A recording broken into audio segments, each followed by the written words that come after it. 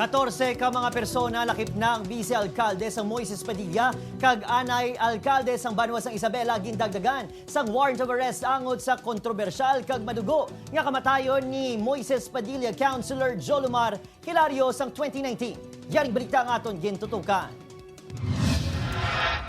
Santos arrest warrant nga napetsahan Pebrero 15, 2021 nga ginpirmahan ni Judge Cyclamen Hison Fernandez sang La Carlota City RTC Branch 63. 14 ka mga persona ang ginatudlo involbado sa pagpatay kay Moises Padilla Councilor Jolomar Hilario sang March 2019. Nalakip diri sa day Moises Padilla Vice Mayor Adrian Villaflor kag anay alkalde sang Banwa sang Isabela Joselito Malabor. Nadalaman sa no-bail nga warrant Sanday Vincent Garcia, Felisa Flores Villaflor, Jonathan Villaflor, Jose Morito Flores, Jimmy Don Plaza, Ami Luxin, Armando Cordero, Ruel Bero Sarillo, Jason Ledio Abria, Raymond Estorca Gabitanan, Richard Hilonga Sarillo Jr., kag Jomar Salgado Pablo. Base sa criminal complaint, ang mga akusado ang ginatudlo kabahin sa nagplano kag nagpatay sa anay konsehal. May ara na kapitanan ng mga law enforcement unit o sa mga police stations na ito, dala na nadang sa amon. Pag